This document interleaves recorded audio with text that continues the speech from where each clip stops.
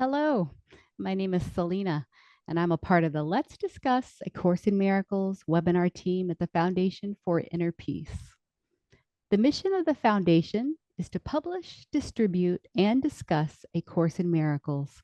We hold these Let's Discuss online webinars as an expression of our vision of extending love through A Course in Miracles teachings. Today, we're bringing you Shift from Holy Shh to Holy Instant. I didn't say the word you all thought I just might say here, but you know what I mean. The session is coming to you live and will be about 90 minutes in length. We thank all who submitted questions in advance on this topic. Also, our Q&A, our question and answer feature is available today. So we'll take a few questions as we have time for them. Go ahead and start submitting them using the Q&A button at the edge of your screen. We're also happy to announce that simultaneous Spanish translation is available for today's webinar. Attendees can listen to Spanish by selecting the interpretation button in the webinar controls and selecting the Spanish channel. For those listening live, we will make sure to paste these instructions in the group chat. Before introducing our guests, I invite you to join in prayer. From the text, chapter 2, A Course in Miracles tells us that we can do much on behalf of our own healing and that of others if we think of our situations in this way.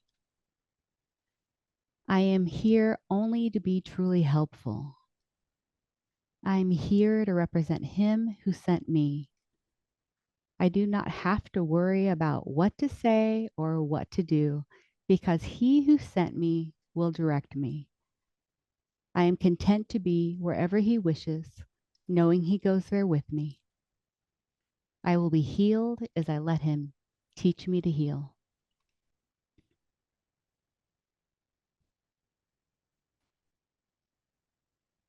Now it's time for today's Let's Discuss webinar. A Course in Miracles teaches us that the Holy Spirit, the mechanism for miracles, acts as the mediator between higher and lower communication.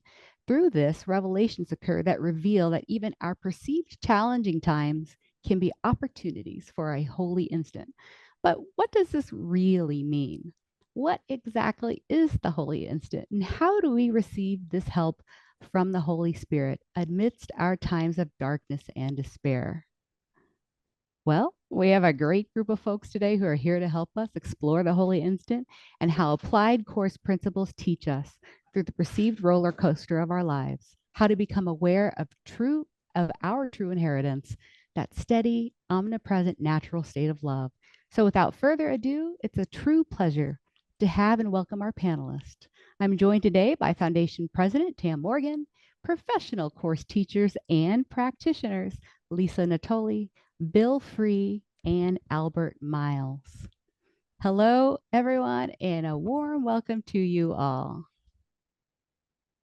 Thank you. Thank Hello. you very much for inviting us, and we're happy to share these with the questions, the insights and experiences that we have had, and thank you for inviting us.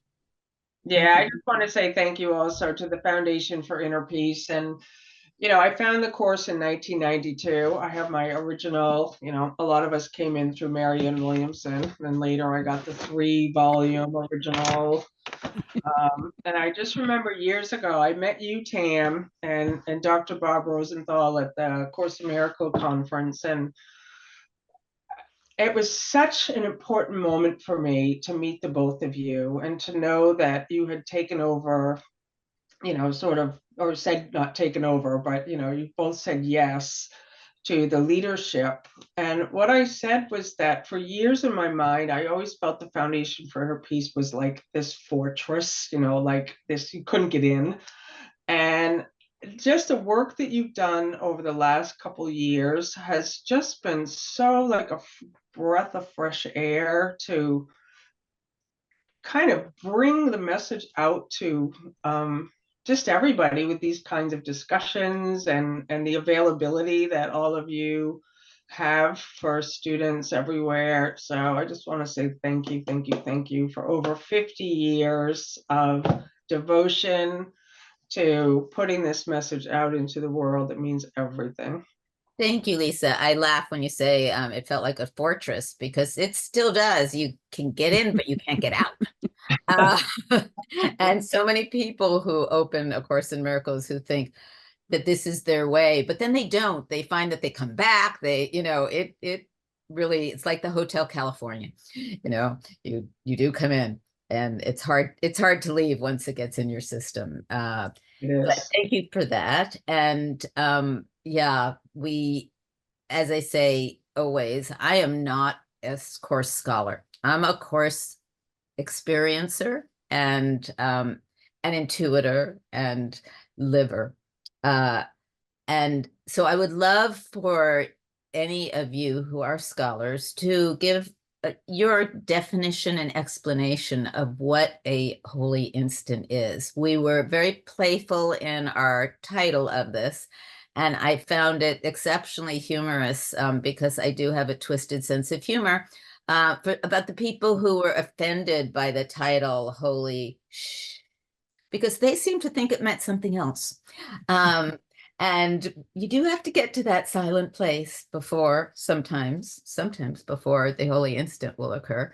But we did get a lot of information and comments about turning manure into fertilization and all of that. So it's all fine. Just watch what we project and see where it triggers us. I think we're giving people some forgiveness opportunities, but we do always go by and don't forget to laugh because God's Son forgot to laugh. So hopefully our discussions, even though they will be scholarly as well, can be playful. And that's my commitment to being in this role. So who would like to start on their definition of the holy instant? Bill. I'll go on this one. It's going to be a little bit of a radical idea for a lot of people to accept, but the truth of the matter is, you are the holy instant. You are not the body, you, but the you that is the essence of God. You that's not the body, you that is pure being. It's the image and the likeness of God. You are infinite presence. And the holy instant is now. And it's now. And it's now. The holy instant is every instant. And we have access to it 24/7. And it actually is the mechanism that the Holy Spirit uses to take us out of time and space in a moment, in an instant, take us out of time and space and bring our suffering to the infinite, bring our suffering to that which we never left. The holy instant is like the key component to the miracles. It's the key component to the work of the Holy Spirit. And it's the memory that we came in with that gives us an interest in spiritual matters. In all traditions, the holy instant is akin to Kensho in the Buddhist tradition. It's akin to Atman in the Advaita Vedanta tradition. The holy instant actually is happening all the time, and you just haven't recognized it. It is the awakening experience. The holy instant is an important piece of A Course in Miracles, and it is the thing that brings you to the real world experience that is available to each one of us. And we just need a little pointing to understand what it looks and feels like, and knowing that others have gone before us and have accessed that space that is so beautifully described in the course as it's the place where healing occurs. The holy instant is the place where we remember our true nature. It's where peace is established, and it's an amazing experience that you awaken from the dream of the idea or the belief that you think you're separate. You awaken into that direct experience of the real world through the mechanism of the holy instant. And I think before this broadcast is finished, that you'll have a better understanding for the access point. How can I go there? Like when we hang up from this webinar, or even during this webinar, to have just a glimpse of that direct experience. It's available for you right now. Lisa, Albert, do you have anything to add? I would just want to say that was a beautiful explanation, Bill. I love that. That was beautiful. Yeah, thank you, Bill. And I'm no scholar, definitely, and I totally resonate with the playful element, and that's just always been my way. And I love the Foundation for Inner Peace website that has that search element, and it's mentioned 140 times. It's the holy instant, and it says it's here, it's now, it's any moment, it's this moment, it's right here, and it's right now. And I love that what Bill was saying is that the you, our true self, not the you that's the body, and the you, our true self, our true nature, our Christ consciousness, that which is never born and never dies, is here. I love that A Course in Miracles says that enlightenment is not a change at all, it is but a recognition. And so the Course in Miracles is helping us to recognize that which was never born and never dies, but which is here now. And that the holy instant, to me, is that moment. A Course in Miracles talks about an instant of love without attack. And so there's so many things we could talk about, where it's that moment where we get still, where the personal self-identity, we start with the body mind and the belief that I'm a body with a mind. And Jesus takes us and says, okay, be still just for an instant. And in that instant is that recognition. And it's a difficult thing for many people. I mean, I couldn't get it for 25 years. I didn't understand. It was just like, I don't get it. I'm not getting it. So I'm grateful for this broadcast today, because so many people have a concept of it, but they're like, I'm still struggling. I'm not sure. I didn't feel anything. I don't feel peace. I don't feel different. I don't feel any change. I'm not sure if I'm hearing anything. I'm not, so it's like this. It does take practice. It takes practice for us to stay just in this moment, remembering our holiness, remembering our innocence, remembering oneness, remembering wholeness, recognizing, okay, there's something beyond this image that I made. And like Bill said, it's this moment, it's this moment, it's this moment. It's not later. We don't have to do more forgiveness lessons. It's here. It's always here right now. And we just have to simply accept it. I'm going to jump in here. That's the holy that moment of silence before, but you don't always have to have that moment to recognize it. I had an experience yesterday where I was thinking about this webinar, and I asked for an immediate experience of a holy instant. So just so that I could bring it here. And then I forgot about it because I found out at the last second that 12 people were coming over for a Passover Seder that I did not intend originally to have. And I say my mother's table, which sits 12 people, made sure that whatever energy is left of my mother, she made sure I was going to have Passover. And so it all started to form and happen very quickly. And it was the opposite. I had no time, zero time to do anything. And my mother, the one thing that I held precious of hers was this table. Helen, Bill, Ken sat at this table, and all sorts of people before them, Yoko Ono, James Earl Jones, people who are interested in consciousness. And the table itself holds history and meaning.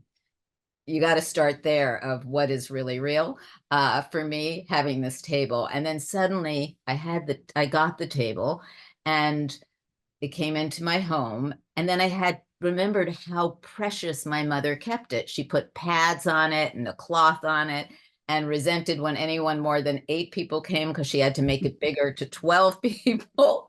And so I always leave it out at 12 people. And I covered the table with a plexiglass cover so it wouldn't get damaged. And then on top of that, plexiglass scratches. So I put 12 glass placemats, which were cutting boards, all around the table. So it's so protected. Mhm. And I had the Seder, and people came and sat at these places. And the next thing I knew, I thought I was being playful. So when it came time to discuss the plagues that we discuss in Passover, of all the afflictions to coming in the way of freedom, I got balloons with pictures of plagues on them, and I tried to do a fun thing instead of the usual just seriousness of it. I said, everyone, you have a balloon, and you can choose which picture of a plague on which balloon you get, or just pick one randomly, and then blow up the balloon, and then hold it and let the air out. Now there were candles on the table, so I didn't want to just let go of the balloons because everything could catch on fire. But one of my closest friends, who was sitting next to me to my right, is also a rebel. And she just couldn't not let go of the balloon. She just really had to let go of that balloon so it would fly.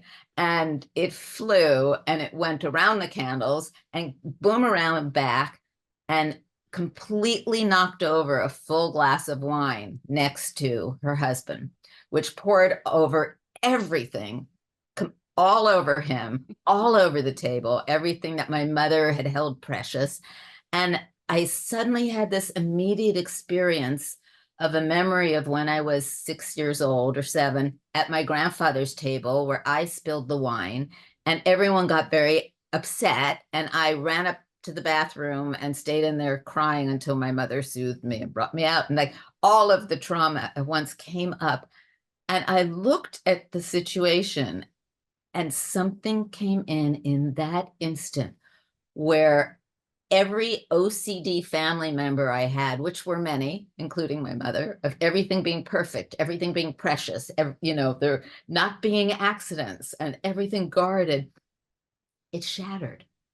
And I looked around, and all of it was so perfect. And the love that was in this room of these people, and the look of immediate horror on my best friend's face of like, oh, what did I do?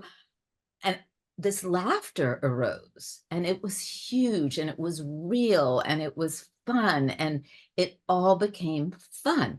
I wasn't worried about the table damage, but the next thing that happened was her husband took my great-grandmother's napkin, handmade napkin, hand-stitched, to use to sop up all the wine. And it just got me over the top, and I couldn't stop laughing of, yes, this is a holy instant. There is, and it felt like it healed my perception of my ancestry. It went backwards and it went forwards. I knew I wouldn't be in that place again. I knew I wouldn't hold that more precious than what really was, that we were all here in love together. And the funny thing is that the plague that was on this balloon was of a lotus. And my friend didn't really know what that meant. She says, I have a bug on my balloon. And I realized that was the thing that I was holding, and it bugged me. And it always bugged me. And it just opened up. And so that's the holy instant, the experience of a holy instant. You don't have to pause before if you ask to be shown, and continually know that it's just a reminder, even in what seems like a triggered or old moment, or it seems like a disaster, that you can remember the truth of why we're here, who we are, what we are. It's brought to you. And I know That's, Celina that's a good also had an story. experience. I love that. I always tell a story. You know, I had severe physical symptoms and was diagnosed with an incurable autoimmune disease. I'm dealing with that from like 2013 to 2018, and trying to heal the mind, trying to heal the body, trying not to heal the mind, trying to just let it be.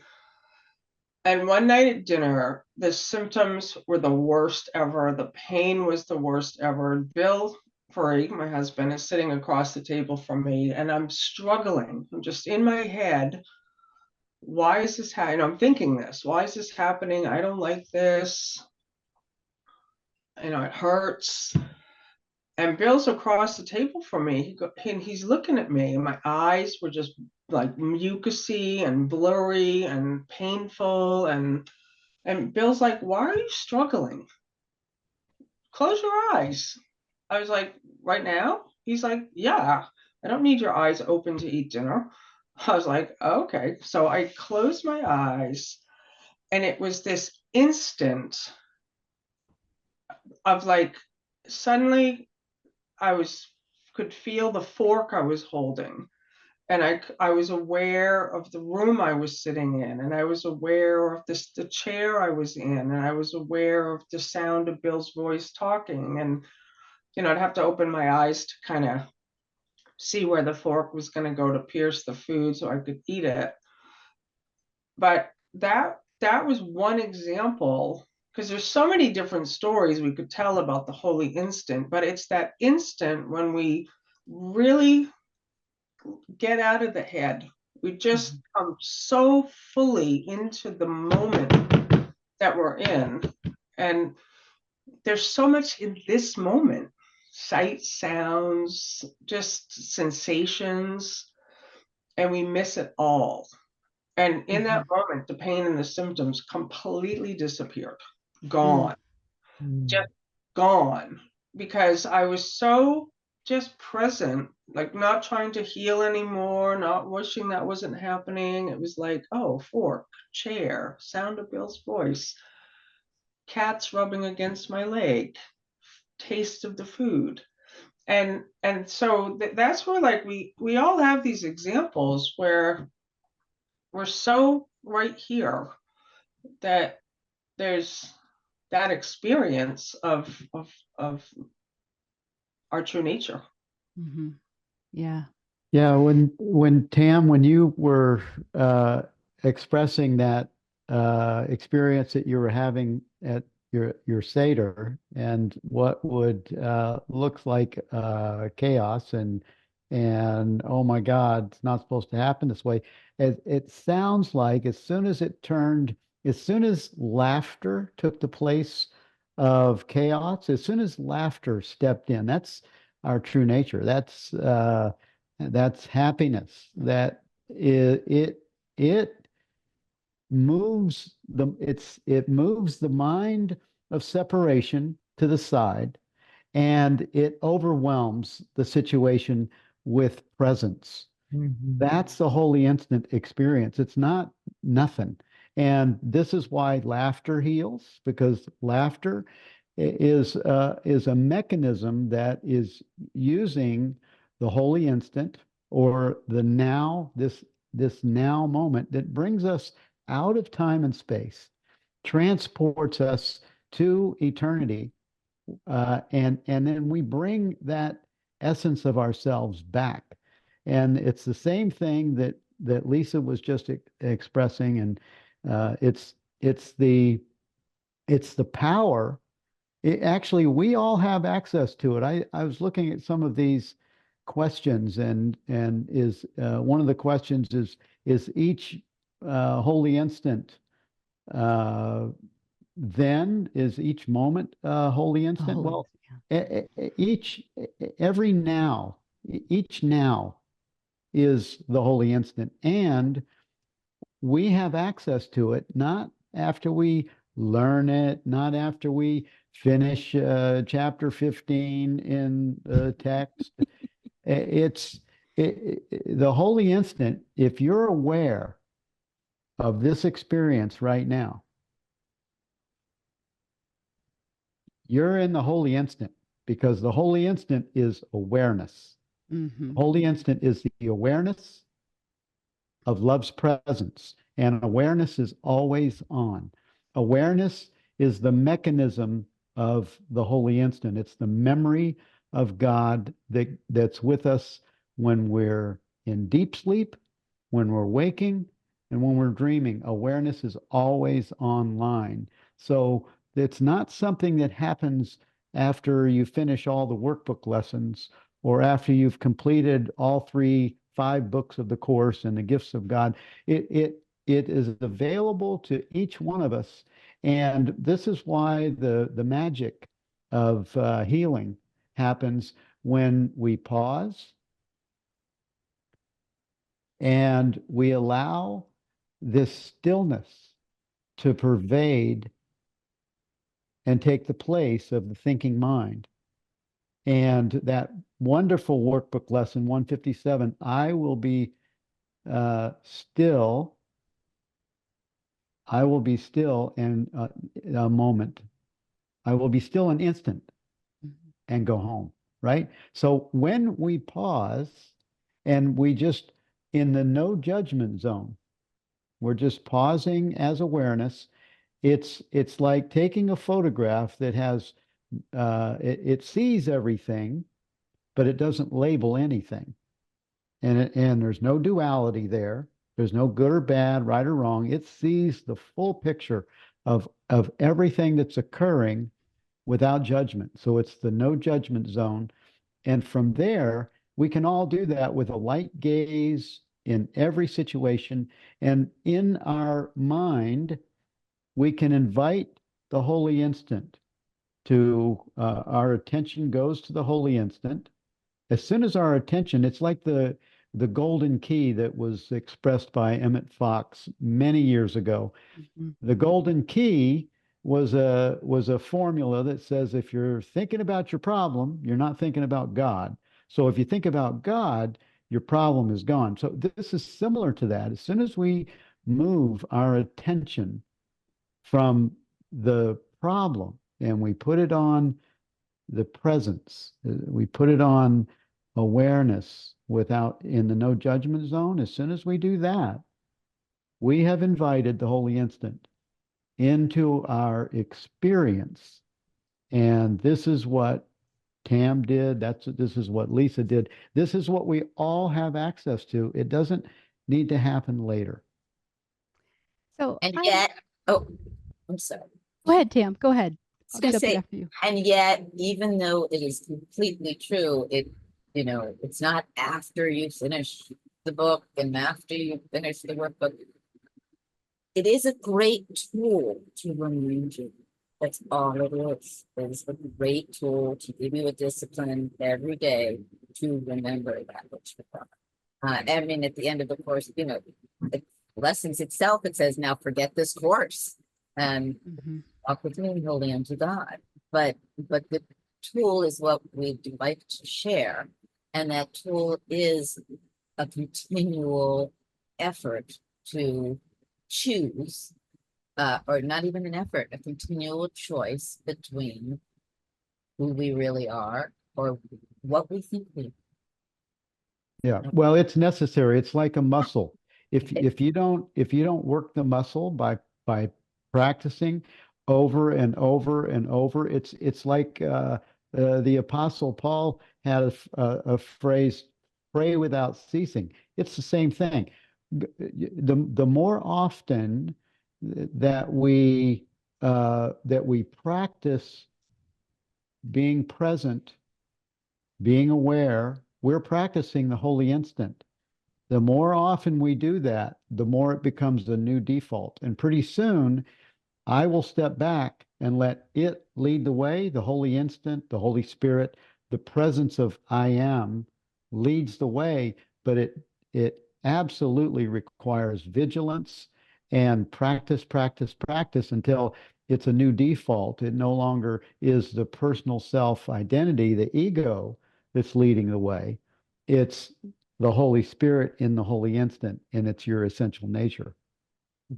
Yeah, I think that's important, Tam, what you just said. And Bill and I are completely on board with that. You know, we both have practiced the course, start to finish, text, workbook, teacher's manual, clarification of terms. And I just think for anyone who is just getting started, or for somebody who's bouncing around, like I just find it's important to remind that it's a 1-year training program, and that it is set up in a particular way. And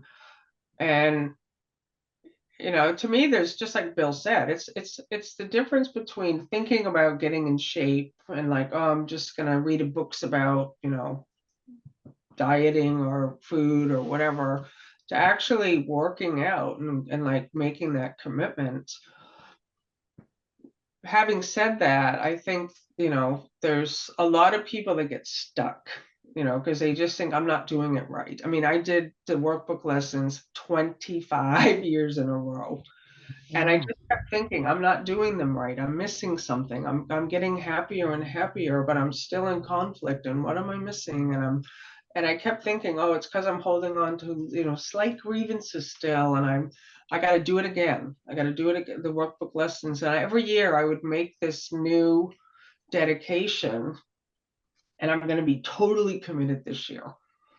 And what I couldn't see at the time was that ego that was doing the course. You know, this Course in Miracles says is that this course is written within the ego's framework where it's needed.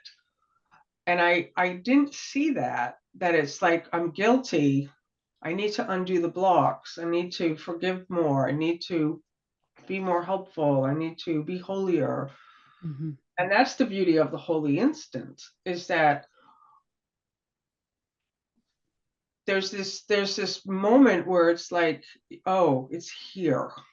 That's the reminder that's important. It's like, it's here. We don't have to improve these bodies. Yeah. We don't have to do more. We don't have to be more helpful. When we live in the holy instant, we're naturally more helpful. When we're living as presence, we're naturally kind and generous and all light. And but yeah, I totally am all on board with the you know, if you're gonna do it, start with lesson 1, make that 1-year commitment, just, you know, really do it. It's just So a teaching. there are also some of us who actually takes years to do it.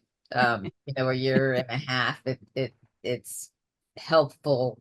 It is a regime, the everyday approach. And then there's, just don't be annoyed with yourself if it takes a little longer than that, because some of the concepts, it takes longer to digest, period. Or Yeah.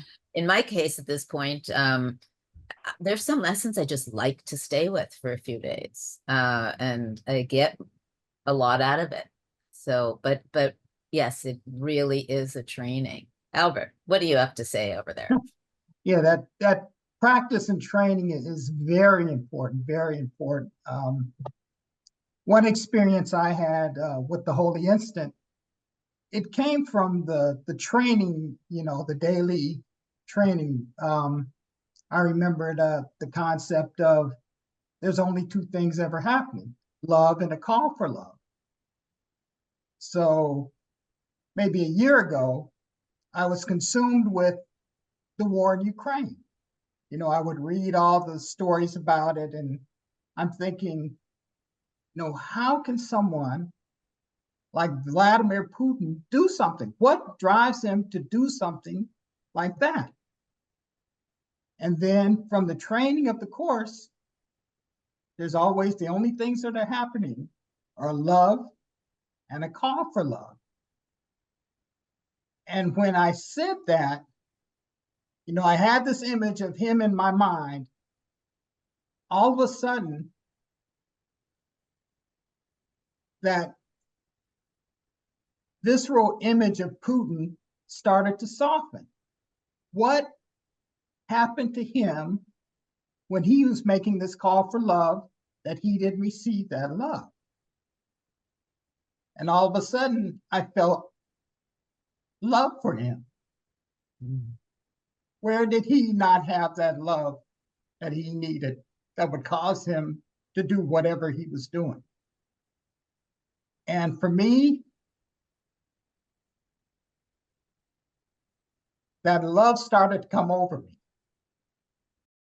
And things started to light. I saw the light of God, and I felt an intense feeling of love. I mean, very intense. And it was drawing me into it. And, it's like, I want to go, but there was something holding me back. I would say maybe the ego holding me back, But I said, I can't go. I can't leave my wife. But at the same time, I knew her love was in there. I knew everybody's love was in that light. And then I woke up. I wasn't asleep. I was in sort of a semi, just laying in the bed thinking. But, all of a sudden it went away. But it was so intense that I'll never forget it. And it's something, you can't really describe. It's just powerful. Powerful. Yeah. And that's how quickly it happens. You use your practice and you think. The only thing that's really happening is love. What does the Course say? There's only one thing that is, and that's God, the love of God. Yeah. So, that was a powerful experience for me. And I understand from that keep practicing whenever you need that. If you go to love, if you follow the Holy Spirit, your higher self, you follow that love, it'll change your whole perspective on anything. I don't care what it is. Yeah. That's a beautiful story, Albert. Thank you. And certainly I would imagine there are different degrees of experiencing the holy instant. I wanted to follow up with sharing an experience that I had a few weeks ago that I shared with webinar team that went on to help develop this topic for this month. But just going back, at the beginning when Bill and Lisa both shared, the holy instant is always here. It's there for everyone.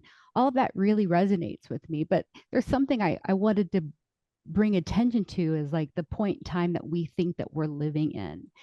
And because there are times that we feel like, we're really having very much an unholy instant. Right. So it seems to me, the reason I'm bringing this up, because the Course seems to talk about the holy instant on a couple of different ways. It's that our ultimate reality of holiness, the great rays. We had lots of questions coming in about that. But also it's that moment in time for a choice that really was an aha moment for me a few weeks ago.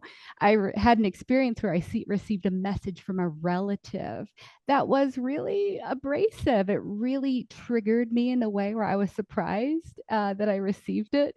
And, I looked at the message and immediately, like, I felt the feeling of really uncertainty and some anger coming up because I felt that it was unfair to receive a message from this particular person about an incident. But still, what happened in that was, you look at that and you go, holy, what is this, right? And there were thoughts that arose that were not holy at all. But being a Course student, I realized I just took a moment and I was really vigilant. It's like what Bill said earlier. It's like being aware. Awareness is key, right? And I was really vigilant, and I said, okay, how do I look at this differently? How do I look at this with Jesus?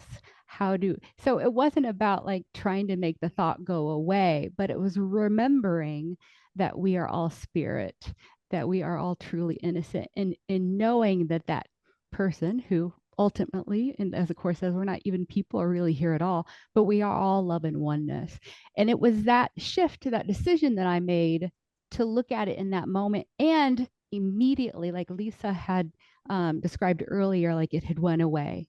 And that was an experience I had recently about the holy instant. So am I right in saying that like it's sort of two different things? I mean, the holy instant here in the world is really that choice to shift.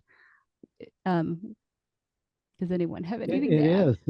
It is the choice to shift. It's, in fact, the Course tells us in many places that our one remaining freedom in this world is our freedom of decision. And it's not talking about which house we buy, who our partner is, or what we want to do in the world. It's our one remaining freedom in this world.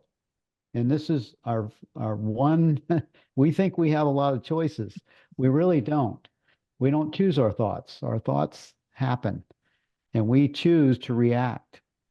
And we choose based on who we think we are or what we think we are. If we think we're this bodysuit, if we think we're a body, we're going to choose the direction of the seeming separate entity, the ego. If we recognize, and only for in our one remaining freedom is to move from the object of experience, from whatever this belief is, from the fear, the doubt, the worry, the blame, the shame, the guilt. If our attention is on that, Jesus is real clear in the Course. He says it's very easy to tell when you make that first step, that first descent into hell. How do you feel? So we have a litmus, we have a barometer that's telling us, how do I feel? Oh, I feel like shit.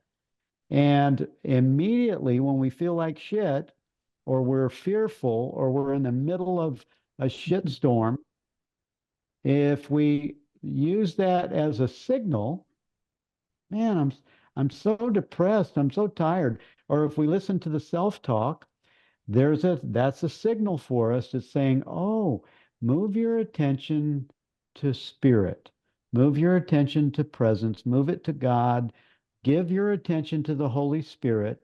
You can use to Jesus, give him your hand. All of those symbols work to take our attention off of the person onto the presence, and the great rays of the holy instant pulls us out of that thing that we were in into the answer that we were looking for. And we don't have to verbalize it. All we need to do is exercise our one remaining freedom, which is move our attention off of the crap onto the what is it called, the golden thread of the holy instant.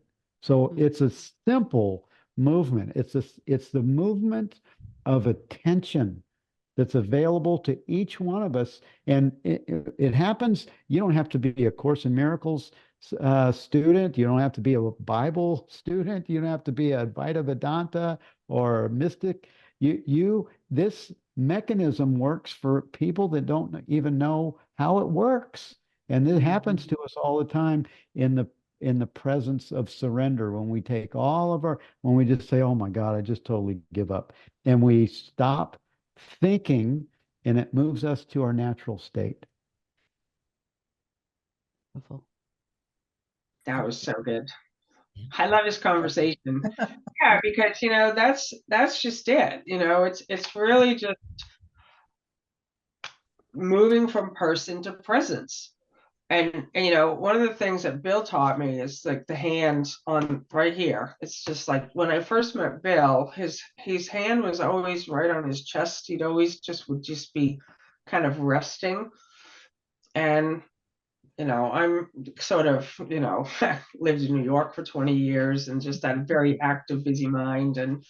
And like, I had to really train myself to pause, like to really be still. And because I'm just was a doer, just like I can make it happen and I'm just gonna, I can do this. And at a certain point, we all reach that place when it's just like, this isn't working, like yes, I can manifest things and yes, I can, but where's the peace and the happiness and the joy? It's in the pause. It's just like Celina, that beautiful story you told. Like, it is in the conflict when something seems like it's just shouldn't be happening. Why is this happening? I don't like this. I don't like what that person said. Stop. Pause. Be still. This is the instruction Jesus gave 2,000 years ago. Be still. Be still an instant. Come home, and we can close our eyes, and it's just as that instant where we can remember, oh yes, okay, what am I doing here? Who am I? Like, this is my brother whom I love. I mean, there's so many beautiful lines in A Course in Miracles that we can, they come back, they here for us that we can remember, oh yeah, oneness. Like you said, Albert, I love your share and what you said. There's a love and there's a call for love. That's it. That's if I see myself acting out or someone else acting out, it's it's just like, oh, where am I? Yeah. I also just want to point everyone's attention to the lovely Veronica. We want to talk about the Holy Instant. Are you guys watching her translate in Spanish? Oh my God. Yeah. And she does have to get out of her way, her own way, in Right. order to bring the words through, because if she starts thinking, she is going to be stuck. So yeah, it's a beautiful thing to witness. She's guided by spirit. I would like to just, I always feel a lot of compassion for people who get stuck in their narratives. And, it's very challenging sometimes to go right to, okay, I'm going to make this choice right now, while your mind is going, but this happened and I'm a victim, and whatever the story is. And as a writer, I have really loved narrative in my life. And so my ask to spirit, and I do the practice very religiously to, okay, I know this is my choice, I stop. But there are times I don't even recognize that I am doing something in order to ask for help for it. And an example of that, and I know some people hate the long stories and some people like them, but I'm me. So here you get what you get. I had, for my 16th birthday, I wasn't having a big party, but it felt special to me. And I really wanted a special present to commemorate it. And my brother gave me a dictionary and thesaurus, which just didn't do it for me. But my father, who never bought me anything except when I was a baby, talked about how he went out and bought me something so special for this birthday, and that it was me. Like, he saw it and he knew it was me. And I got very invested in this. Like, my father, he doesn't pay much attention to me, he doesn't seem to care, but he got me something that he knows is me. And I open up this present, and it was, first of all, I wore little tiny pieces of jewelry. It was like a pin this big that was made out of gold and was of an Asian man with a bar across his shoulder as a water carrier with a little triangular hat as a servant. And I'm looking at this thinking, and my father was like so excited, and looking, thinking, my father thinks I'm a servant and his servant, because I was always very well behaved with him. And I fell inside. And I remember looking at my stepmother, who shrugged, like, your father did this on his own. I had nothing to do with this. And really did not like this pin. For 50 years, I had this pin. And even towards the end of my father's life, I brought it up and I acted so excited for him. I brought it up at the end of his life, and he was like, yeah, that pin was so you. I'm still looking cross-eyed. Fast forward, and I got engaged, and my fiance and I are designing a wedding ring together, and I'm using my mother's diamond heart in it. And I think I'm going to take this pin and melt it, be done with it, let it go into a wedding ring. I know it was given with love. All felt fine, all felt kind, and all felt like I felt complete about this. Get rid of the energy of that. And I gave it to the jeweler. And that night I went to sleep. And I had this incredibly powerful dream. And I dreamt an experience that people can label past life. It felt very, very real.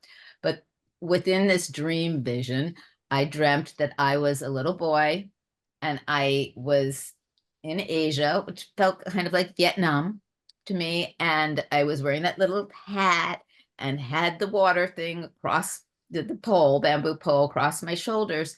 And I was carrying water. And my brother was with me. He was an older brother. And we were laughing so hard and we were enjoying bringing water back to the family. And as I started to wake up from the dream and I looked at my brother, I saw my father. And I woke up with such a different perspective, completely contextually different, that something in my father, maybe there are things as past life, something in my father remembered a different time where he wasn't so contracted. And he felt a love for me and recognized that unconsciously in his mind enough to go get this pin for me. And as I say, it's all story. Yeah. It's all narrative. Maybe none of it was true, but this story was given to me, I feel, by spirit to heal something. When I woke up, it was healed. It was gone. All the pain that I didn't even realize I still had from not being seen by my father. And I quickly called the jeweler and said, don't melt it. I'm going to make an art piece out of that pin, love it. So it's how we perceive things. You can be so sure of one story and then find out something so different. And that brings about the holy instant of a memory of releasing the story to something that is love. And even if you're making up a new story about it, if it brings you to that re-experience of love and not shame and not blame and, not feeling your own self-worth, it's okay, because that will bring you there. While you were sharing that story, Tam, I was actually Googling, because you don't know why he gave you that. It doesn't sound like you asked him, but I was just typing in Egyptian water carrier, and it's basically saying what did the pharaohs carry, and it's a crook and flail, and it's a symbol of authority, and it's a symbol of their power.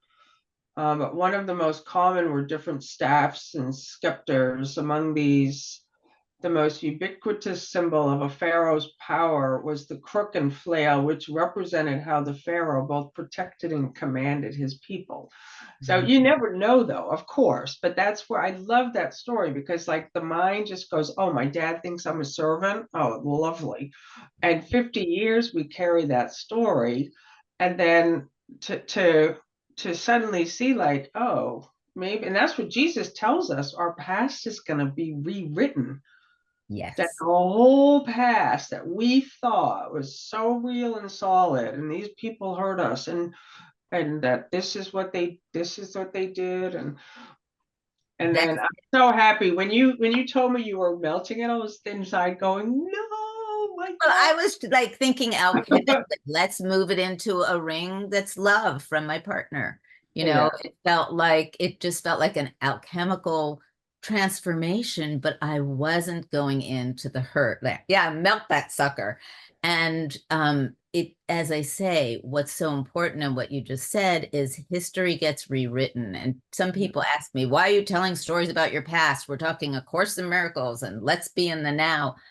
Because these past stories we not only hold in our mind, we hold in our bodies, And our body holds a lot more memory than even our mind because it's contracted. It holds on. Suddenly you have cancer of the throat and you find out it's because you never got to speak your own voice. Like there's so many different levels to which healing can take place.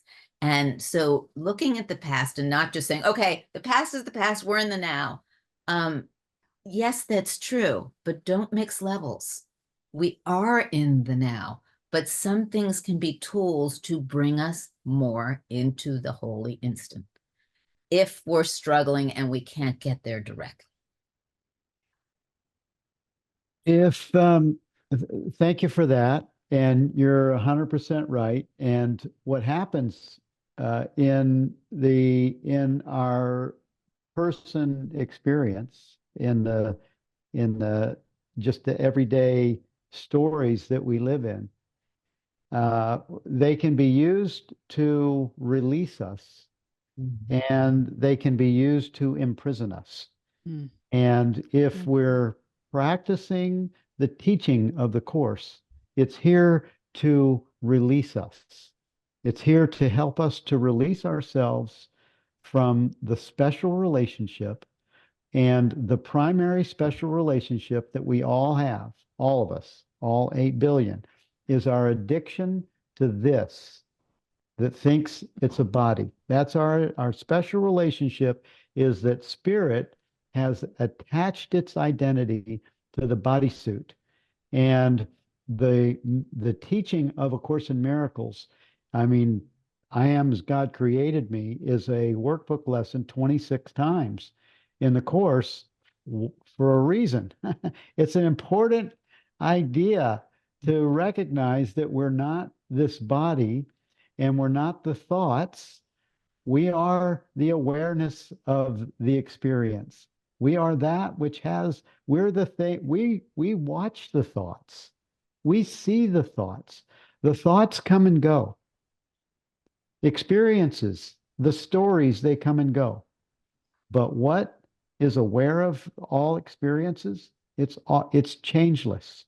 Mhm. And when we develop the understanding that the Course is pointing to give us release from our attachments, so that we stop suffering, so that we stop being reactionary, responding to every situation that happens in life, but we learn to develop the tools. The holy instant and it says in the Course that the holy instant is the most effective learning device that the Course teaches, or the Holy Spirit has in its tool chest. And we we we need to detach. We need to let the stories happen.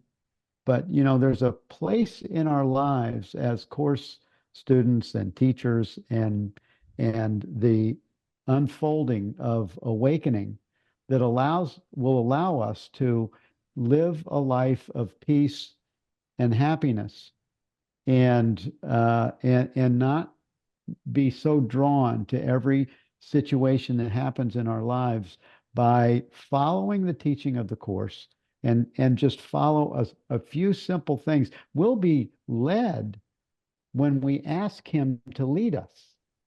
And what I love about the last 5 workbook lessons in the Course, this holy instant would I give to you, right? Who is the you we're giving it to? We're giving it to awareness. We're giving it to presence. We don't have to give it to some God out there. We don't even have to give it to Jesus or Buddha. The you that it's speaking to is pure presence. It's you. You are giving it to you. This holy instant would I give to you. So you take the moment that is required, so that you click in to your holiness. You click in to eternity, your true home, and your true nature. This holy instant would I give to you. You have to take the time to do the handoff, or you're going to live in the shit. And then it says, be you in charge. For I would follow you, certain that your direction gives me peace. So now we've given the whole truck of shit and crap and worry and fear. We've given the whole thing to that which is going to take us to peace. And it doesn't matter if it's a lot of stuff or can be a financial matter, can be health, can be a partner, a relationship, it can be something tiny and mundane. It says that in order to exercise the manifestation and the work of the holy instant, we have to ask. You just pause and ask and say, please look at this with me, and hand it off. It's that easy to stop suffering. We just don't. We need to make it a new habit. Yeah. And it's all about, like you said, awareness and being vigilant all the time, pretty much. Someone wrote in and said, ego, it means every guilty option, which I thought was funny, which is true too. And then they asked, how can I be a better observer in releasing my narratives and stories? Yeah, I think to be present with it. I mean, I think one of the things that a lot of Course in Miracles students do, and I did it for a super long time, and this is why I was happy, like Tam, that you brought up the whole narrative thing, and then what you just shared, Bill, is, I was a Course quoter. It's an illusion. It's not real. My sickness isn't real. I'm not a body. I am free. And I had no money. I'm in sickness. I'm not a body. I'm free. And inside, I was just like, okay, so for me, when I really began to be so present in the emotions, the feelings, the sensations, the narrative, the beliefs, the patterns, the chronic habitual ways that I was contracting myself in littleness. And when I actually was present to it, instead of Course quoting it, it's an illusion, it's not real, I'm not a body, I'm free, I began to see, like, oh, I could see what the Lisa character was doing. I could see it. And in the seeing of it, you're out of it, because it's like Bill said, the Course is like, when we're still, the light of our true self actually starts to dissolve these patterns, these thoughts, these beliefs, the ways we hold ourselves, the way we see ourselves.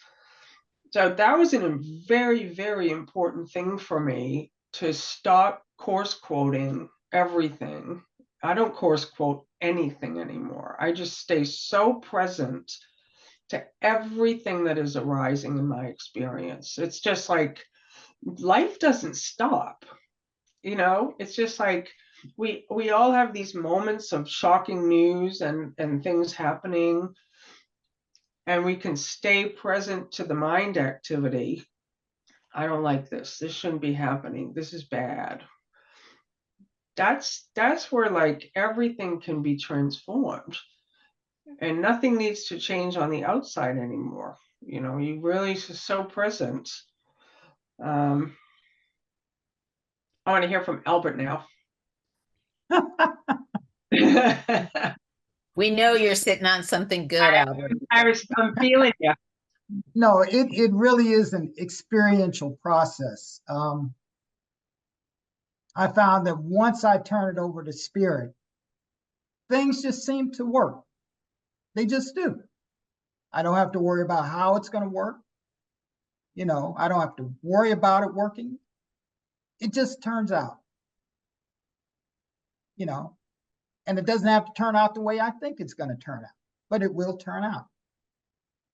I will find that peace. I find I won't have to worry about whatever it was I was worrying about anymore.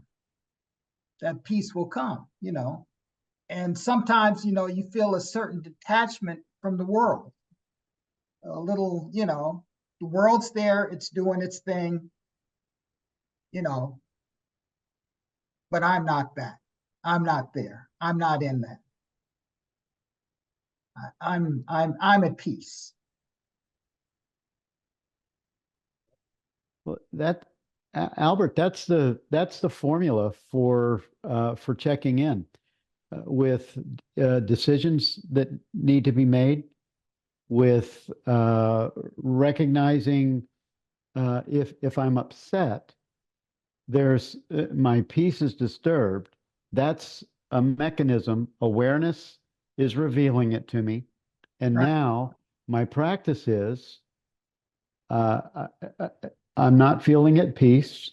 Now, the Course in Miracles has a great formula for this. It's called the borderland, where the truth lays side by side next to illusion.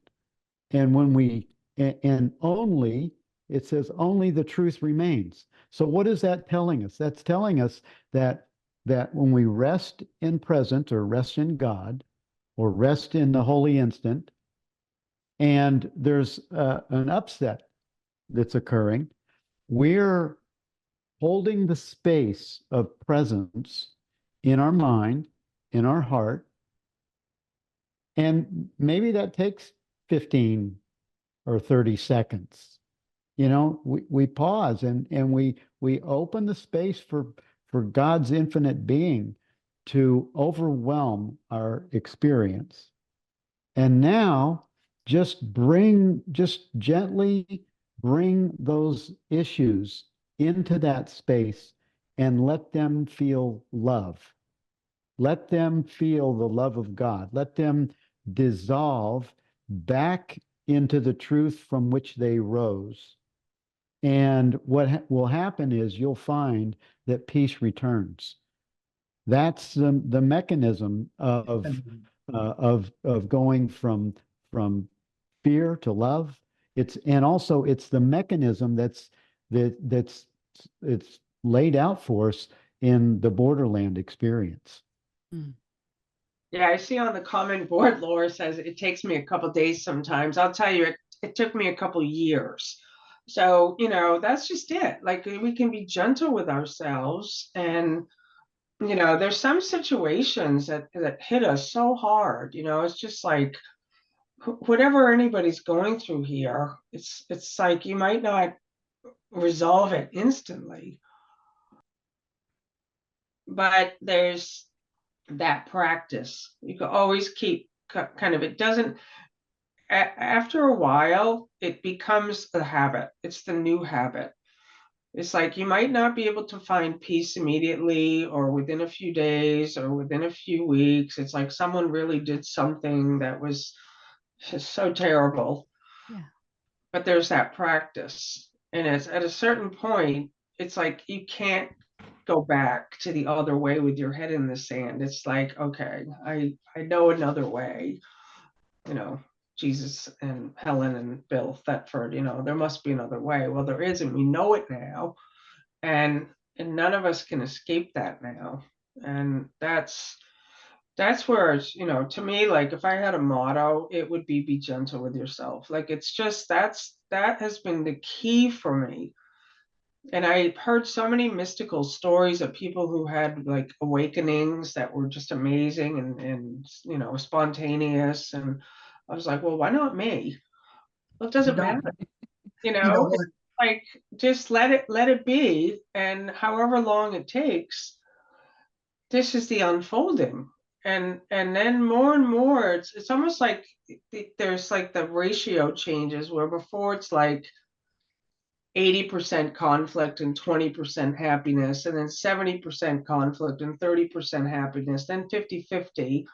And then it sort of shifts where like the conflict is getting less and less and the peace and the happiness.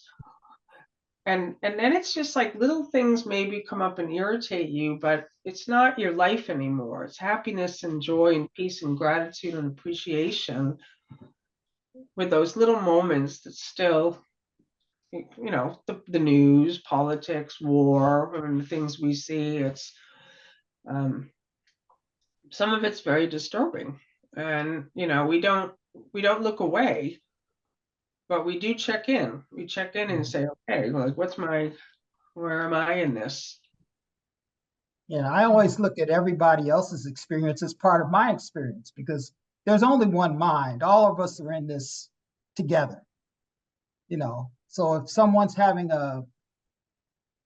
or had or described an experience of mystical experience, well, they're describing it to me, so it's part of my experience too now.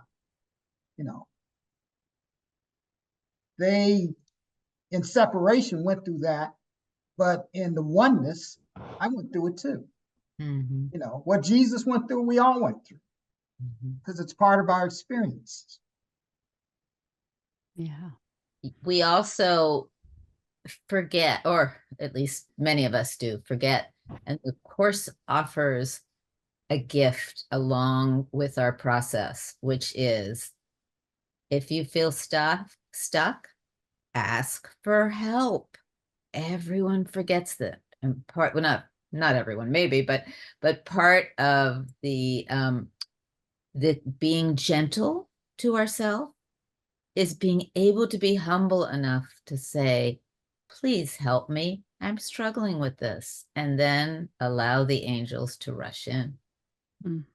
That's And my wife Terry's mantra: be gentle with yourself. it's In our beautiful. group, she always teaches that. Her and her co-host Coco, they always say, "Be gentle with yourself." That's important. That's It very is important. important. And it's important to be gentle enough to say, Spirit, come help me.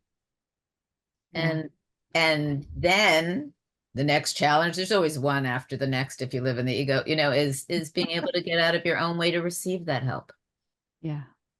and be willing or feel deserving or blah, blah, blah, fill in the blank. But the help is there and it will show itself if you ask. Yeah. I love that you shared that, Albert, and also Tam, about being gentle and make sure you ask. We just had a question come in a few minutes ago into Q&A about what do you mean by once I turn things over to spirit, and how exactly do you do this? And I think that is the exact answer that we would probably give. Bill said, "You just ask. You Ask, just help, ask. help me." Well, you pause. I mean, you really you learn how to do these things, and you practice doing them. And in one of the beautiful things that the workbook lessons offer us are the 100+ the lessons that are 100+ that, you know, like in quiet I received God's word today. Well, what does that mean? Is that just a nice fluffy kind of a title? No. In quiet, when we pause in quiet, it needs to be an intentional part of our life experience. This is a marathon journey of awakening and inner peace that's available to us, but it's not going to happen if we don't give it some effort. If we don't put into it, it's not going to give it back to us. We have to, and it's not hard work. It just takes consistency. So give yourself, if you want the gift of that the course offers, it's a life experience. It's not even though it's a 1-year course, it's a life course experience, and it's a lifetime marathon experience. It requires your attention, your to be consistent. And Lisa and I, we practice it every single day. We wake up practicing it. And for years, I mean, I read the book from cover to cover at least 8 years in a row. And why? Because I wanted to live the experience that I felt that it offered. And now it is a lived experience. The holy instant isn't something that happens like 5 days before the body dies or 5 years. The holy instant is a lived experience. You can live this experience every day, but it has to matter enough that, in fact, it says one of the requisites that the holy instant has is that you have to want it above all else. So, I love it. you know, Yeah, and those of you that know Bill and I, we almost got divorced in like 2016, and it was World War III. And we both know the course front and back. And we would be course quoting each other over the dinner table. And we would be like, well, you need to do this, and well, you need to do that. Well, you need to... And we'd be writing stuff down that the other person said so we could use it. And we were this close to divorce. We had the court date and everything. And we want to get away from our brother. Course tells us this, and the course tells us that the transition from body identity to spirit identification is going to be disorienting. And it tells us these things, and we don't think it's going to be that bad. And for many of us, it takes us right into the depths of darkness. And that's where the characteristic of a teacher of God, the first one that is all the rest of them, is trust.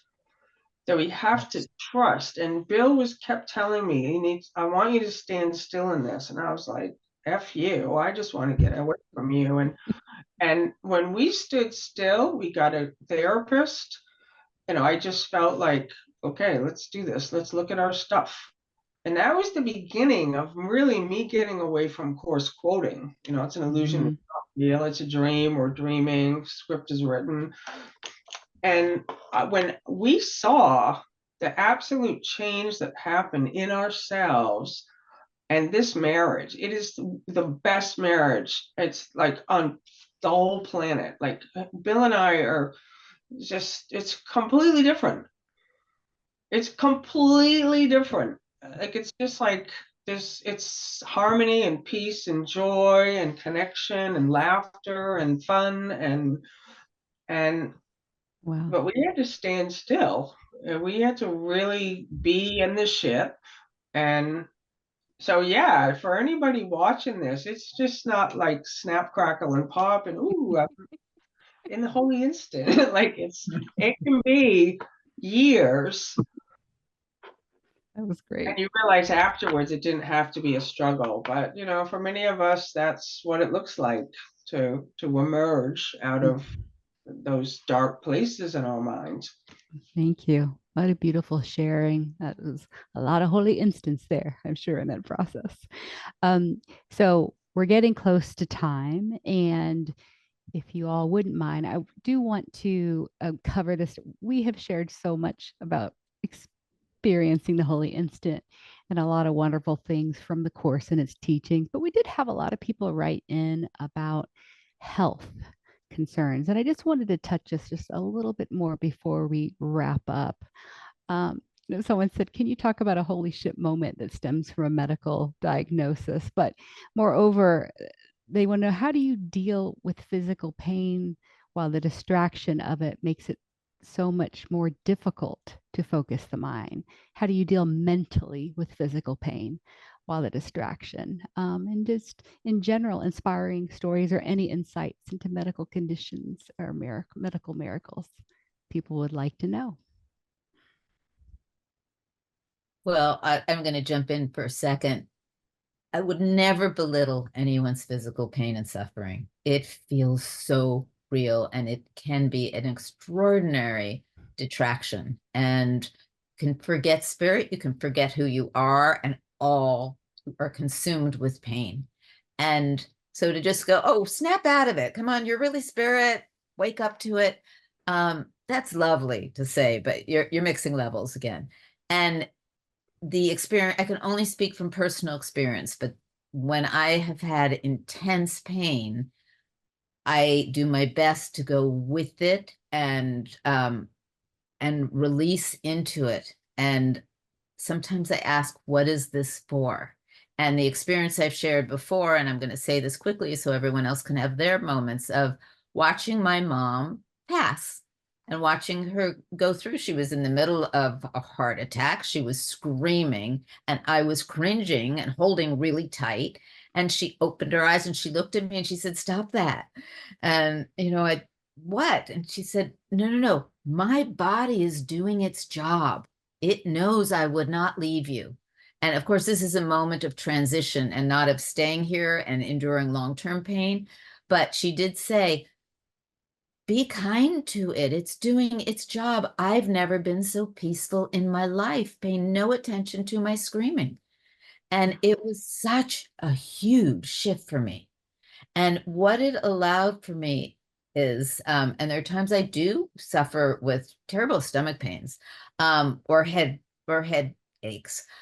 I go into it and I say, what are you telling me, body? I'm so sorry you're hurting. And I have compassion for it as I would for my child or for my mother's body, who I started to cheer on and thank it for all the service that it's done and all of the memories that it hold of pain, suffering, joy, and separate as that witness to go, oh, this is my body going through this. I can still be present, even though my body is suffering or appears to be suffering. And that's what I do. I don't think you can have a better explanation than that one. That was the top, because you have to allow, you're not the body, and yet the body is going to have an experience. The best you can do is don't judge it. If you can just allow it to be what it is, I think your mom just did you a beautiful demonstration of, and then you shared that with us, of the way to just go with the experience. And in pain, you're right, Tam. Pain can be so close to you that you can't make a space between the true you and the pain. You're the pain. So just let the pain happen and go with it. And if you get a glimpse of a cry for help, you can say, help, and then go back into the pain, and just let life happen. But there will be a reprieve for you, but just you have to let life let life happen in the bodysuit.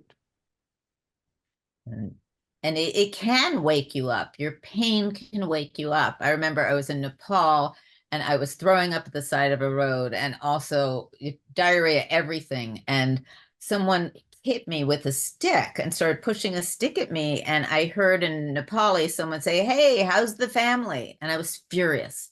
How could you ask me this? I'm having this experience. What are you doing? And I looked up at him, and there was an old man whose eye was completely shut and crusted over, whose goiter in his neck was this big, who was hobbling with a cane, and he had so much light in his eyes, and he was laughing. And when I heard the laughter, I was just so angry. But when I looked up, I went, oh my God, if this man can do this like that, I'm just throwing up and stomach stuff.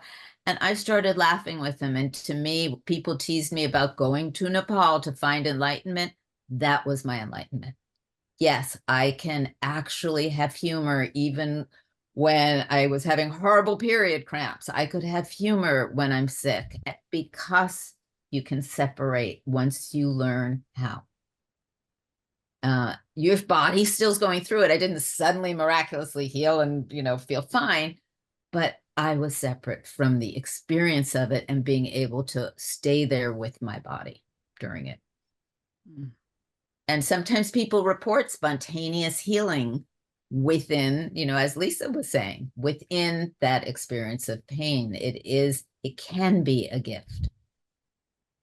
Yeah, for me, like I absolutely had tremendous horrific pain and physical symptoms, and for me it really was the practice of I rest in God, I rest in presence. I just started to really train myself to be gentle with myself. I was so much attacking myself for being a course teacher, and why am I sick, and this shouldn't be happening, and I don't like this, and critical of this body, and we feel the limitation. And I just started, so much had my hand because of Bill on my heart. It's just like that mother with the baby. It's like they're there. It's like giving myself love and I would actually close my eyes. There were so many years where I would either just sit in a chair and I just do nothing, or I would lay on the floor and I would just like, oh, floor feels so good. And the cats would be walking over me, or I would just lay on the bed, or just for an instant of just resting from that mind. And and one thing that really helped me too was if you take away the word pain, we learn the word pain. If we stay with the raw sensation, like if we can just like this, because I was like, oh my God, so much pain. And then if I just kind of was like, well, what is it? If I don't have a story on it and I don't have a label on it, and it would be like, oh, it feels like warm. And then there's laughter, of course, because I've just downgraded this horrific thing into like nothing. And I used to come out of these moments. It would only be 5 minutes, 5, 10 minutes, 10 minutes. And Bill would go, what did you just do? The symptoms, some would often just disappear. And I'd be like, I didn't do anything. But I did. I rested. Just stillness, silence. Don't have to fix this. I don't have to heal this.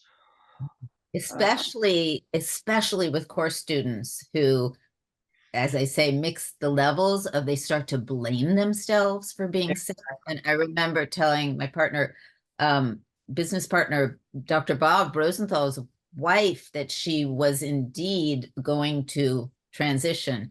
And everyone was scared to tell her because she didn't believe it. And I went to tell her, and she broke down in tears saying, oh, thank God. I thought I had to heal the physical body to be a good course student. Now, she was a deep course student. That's so cool. But See, in a moment of sickness, sometimes you can forget. You need someone to remind you. Oh my gosh. I am so happy Wow. that got in this recording at the very end here. That's it, because we all have this idea of what a healed body looks like, and that we have this idea of what health looks like. Well, health means wholeness. Health is inner peace, and we can be at peace. And we're not, one of us is going to keep this body. Every single one of us is going to have a disappearance of this. Right. So why do we have to think we have to hold on to it? And it's like more, I love that you just shared that story so much, Tam, because that's just it. Release from kind of what it looks like. Cancer, death. You're not bad because you're sick. Exactly. So good. Thank you so much. Perfect. So we're coming to the end. I just wanted to give another minute for all of you for any lasting thoughts or questions, if there are questions, any lasting thoughts about the Holy Instant, if there are any. I'd like to quickly jump in and not do our usual roundup. I'd like to take this last moment for all of us together. I know it's dead space and you're not supposed to do it in a webinar, but really experience it for ourselves right now together. And how much time do we have, Celina? It is time. Can we do it for 2 minutes? Yes.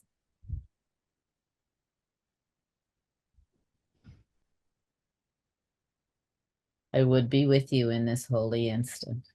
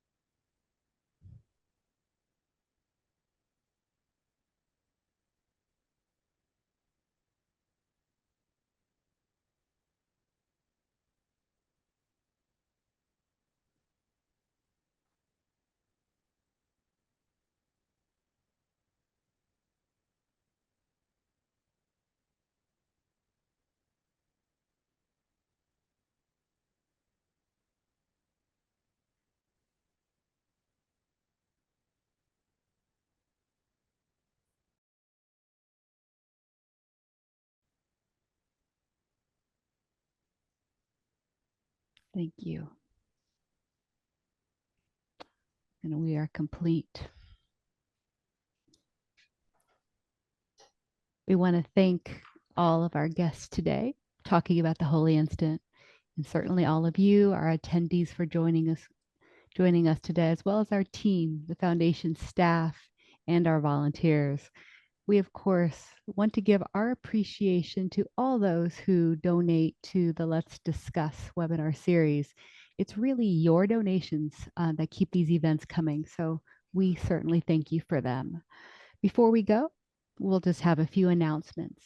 If you are here with us live or watching this as a direct replay, keep an eye on our group chat as we will post some information there. For those who may not know yet, we do have an ACIM audio app. It's here now. It's available for iPhone. It will be available for Android soon. But just so you know, you can experience A Course in Miracles like never before and listen to the course at your own pace. You can add read-along, background music, comprehension breaks. You can even meditate to course passages and do a lot more. And we've actually even released a new feature, the personal recorder button, which you'll hear more about in an announcement coming next week. So you can sign up for our mailing list and you'll learn more there. For sure, download it at the App Store, and we'll put the link there in the chat for you to do so. For next month, you'll want to stay tuned for May. We're going to hold our next Let's Discuss webinar session on Thursday, May 23rd. We're still working on the program, but the session will have a theme of death and renewal and really coming to the course anew. So we look forward to having you there. And again, if you subscribe to our foundation announcements and newsletters, you'll be getting information on this. And additionally, you can always check our website's event page at acim.org/events. We hope you can join us for May. Before we go, we've created a short survey that will display on your browser when the session ends. So please give us your feedback for today's session.